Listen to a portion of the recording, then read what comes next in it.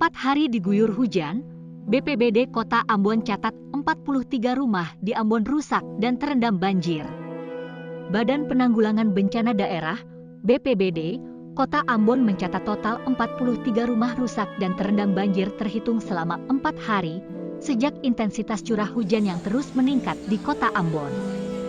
Jumlah tersebut tercatat sejak Senin, 29 Mei 2023, hingga Kamis, 1 Juni 2023. Dirincikan dari jumlah tersebut, 8 unit rumah diantaranya mengalami kerusakan yang terdiri 8 kepala keluarga, kakak, dan 32 jiwa.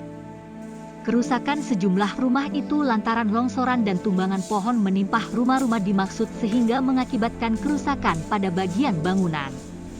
Untuk penanganan lanjut Salatalohi, telah dilakukan penanganan darurat dan diberikan bantuan logistik kepada masyarakat yang terdampak dan pemangkasan bagian pohon yang menimpa rumah.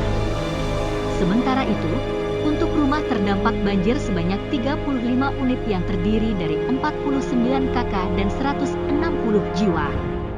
Dengan lokasi rumah terdampak banjir diantaranya Kampung Siwang sekitar kurang lebih 10 unit, Kudamati Farmasi Atas, Lorong Tipka 4 unit, Kelurahan WIHO, RT RW 001002 dan RT RW 002002 sekitar 20 unit, dan paso air besar 1 unit.